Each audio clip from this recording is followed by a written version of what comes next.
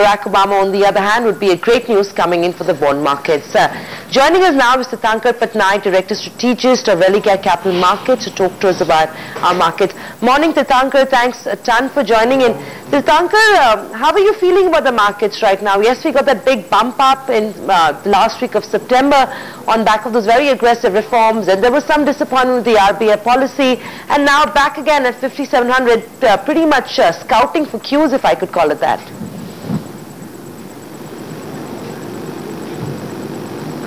Well, our framework has been since June that the market is basically trading up on two calls.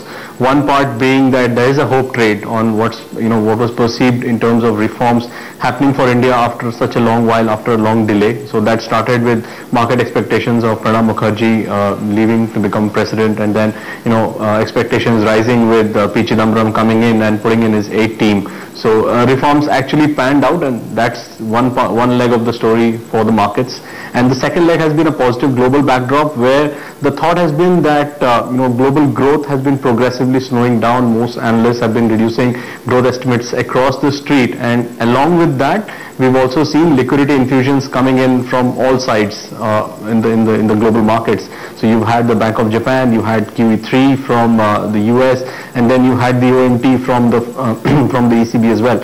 So that's been our theme for the Indian markets also, that the global backdrop would be positive. And while that has panned out, what we've been saying is that these reforms will need to be continued, will need to deliver. The government has to deliver, which is why macro numbers have not been changed, but the market can only go up so much. And we've had some analysis on how far the markets would actually go there also. At this point, actually, there is a lot of global uncertainty also.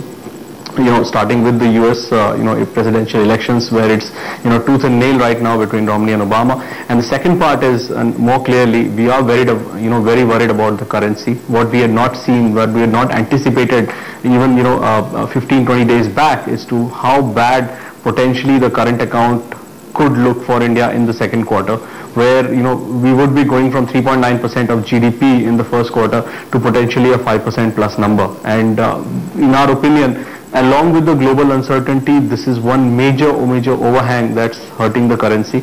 And as we've repeatedly shown earlier, without the currency moving or without support from the currency, the market can only go up so far. Which is why, to us, the middling grounds for the markets right now, the market being in doldrums, doesn't really come as a surprise. Tirthankar, so would it be fair to assume with the kind of weakness that we're now seeing on the dollar rupee, I mean, we're closer to levels of 55, 54 has been breached, and it's breached very conclusively, at least in the last few days. Does that make you unsure about where the equity markets are going? Would you now be betting on downside as opposed to upside? Because currency markets, like you said, have been lead indicators in the past.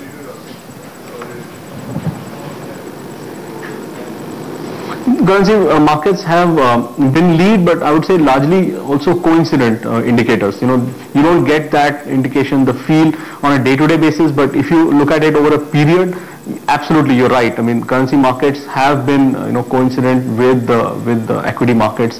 One analysis we had was over the last 22 years, it's been like 70-80% of the times that every quarter an up move in the currency is reflected by an up move in the equity markets and vice versa. And if you look at this correlation over a shorter period, it actually rises. So, you're right. Now that the currency is not moving anywhere, the currency is actually weakening. The equity markets are definitely, have an overhang. That said, what we also see is that the government's intent to reform, the government's intent to do something after a longish period cannot be, dismissed away. So, we've had some amount of truth speak coming from the government recently. Yesterday, the finance minister candidly pointed out that growth could be around 5.5% to 6% this year, while most analysts on the street, including us, have been pointing that out for almost 6 months now. So truth speak from the government, decision to do things, intention to do things cannot be something that we will dismiss out of hand. So, and we believe politically the government is on a marginally better footing than it was in June of this year also. So, for me, how that will pan out for the markets is that the markets will have an overhang going up, but not really a downside from these levels. Not really a significant downside from these levels. All right. Okay, we're 2 minutes away from opening. Cipla is staring at a 4% jump, if you want to believe the pre-open prices, thanks to its blockbuster numbers. Power Grid, JSPL, Lupin, these are some of the other names that are on top. Asian Paints, pre-open suggests we'll continue to see some gains from yesterday. ITC, same story there. Overall, the Nifty, of course, has been fairly quiet. Reliance Infrastructure, Punjab National Bank, Kotak Mahindra Bank, Tata Steel, Sesa, Goa. So banking and metals seem to be on the downside if you're looking at the losers in the pre-open markets. All of Asia is still flat to negative. The Chinese market, by the way, is falling quite a bit. It's down over 1.5% in China. That's the mainland market. Even Hong Kong's down 0.7%. So there's a little bit of weakness in Asia that you can't really ignore. Got about a minute 30 left before our market opens up. Tirthankar, simple question. I mean, got your point about the market overall. What would you rather buy right now? Would you look at opportunities of buying into an L&T or stocks like a BHEL, or would you rather wait for dips in a lever in ITC or even in a Reddy's or Cipla and then go after these stocks again?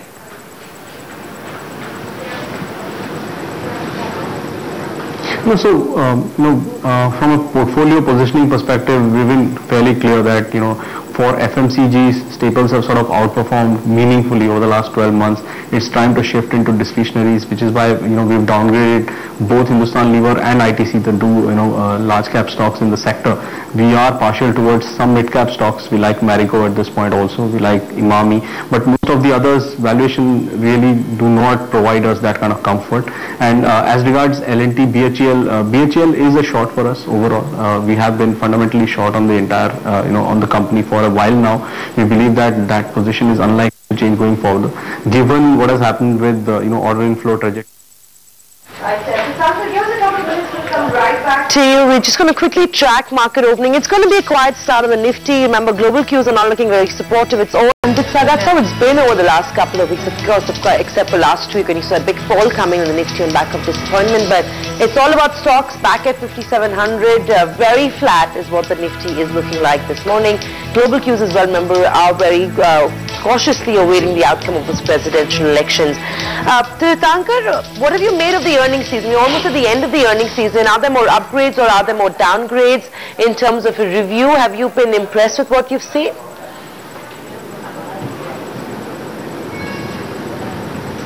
Well, I don't think we've been impressed. We started the quarter expecting about 9% growth, and for the entire year, also our number has been around 9%. So what have we seen thus far? About 20 companies from the Sensex universe have reported, and the profits are, I agree, slightly better than expectations. We were expecting about 11.5%. Numbers have come in around 14%. That's good, but that's also driven by other income. Sales growth has been lower than expectations. Top line we were expecting would be around 16%, and numbers have been around 14.5%. For the wider universe, we cover about 144 stocks, and of which about 85 have reported thus far. Again, sales numbers have been slightly lower, but profits have been marginally better. Yes, it has been a positive feeling. I'm not sure if there is it's a huge positive surprise at this point. Numbers have been pushed up on other incomes. Clearly, business activity has been affected, in the slowdown. What are we expecting going forward? You asked me about downgrades.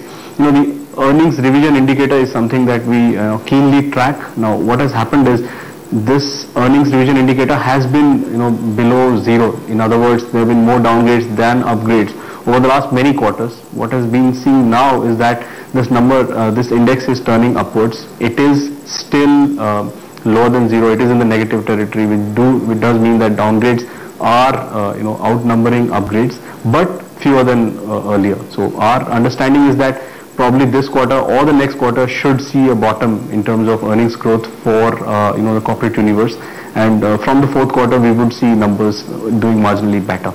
Cipla has given up some of its gains. Voltas has actually got even worse. It's down about 4.5% right now. So the market's not being kind at all when you take a look at those numbers. Voltas getting a thumbs up. The down is stock is down 4.5%, and Cipla is off the day's high, but still looking good, Survey. Yeah, that's how it's looking like, at least for the time being. Tirthankar, just wondering, your thoughts on any of the odd sectors. And one is, of course, telecom. I don't think anybody is looking at buying anything in telecom, but just your thoughts, because we're getting into this 2G auction phase.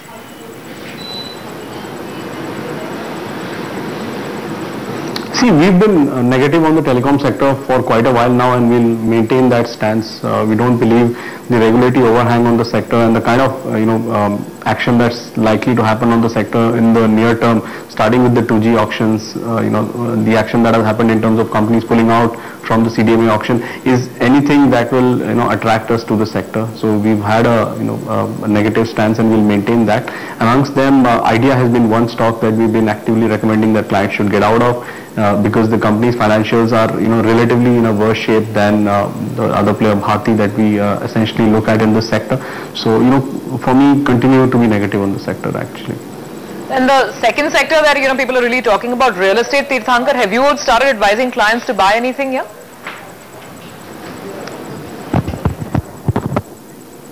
No, not really. Again, real estate from a top-down perspective, while we believe that these guys are rate sensitives, and we do believe that rate cuts are coming in the first quarter of 2013, we will still, from a model portfolio perspective, stay away from the sector. At this point, what we've been advising clients is that they stick to second-tier names where quality is better, where there is higher visibility on their land bank and their execution capabilities.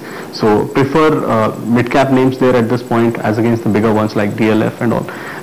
But from a top-down perspective, again, clearly negative. Tirthankar, metals haven't really participated in the rally that we've seen. Would you have a buy call on any of these metal names? Have you been tracking the space closely? It's best off to avoid.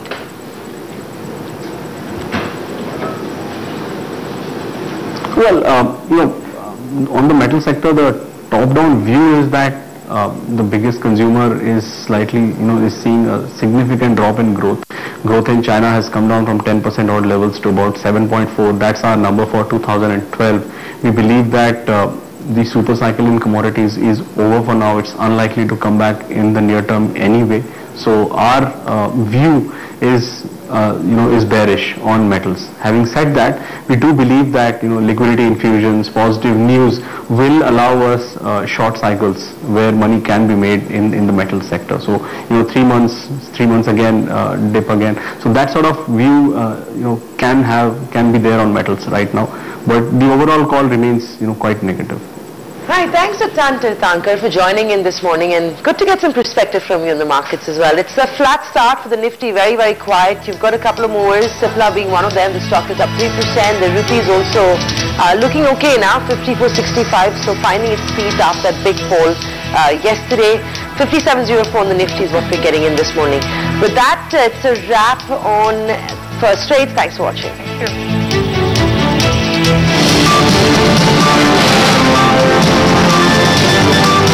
First Trades, presented by BSC, Investors Protection Fund. The US economy emerged from recession in 2009, but the recovery has been slower than many economists would prefer. The latest figures pointing to growth of 2%. But with the IMF warning of the need for action on the deficit, can the recovery be kept on track?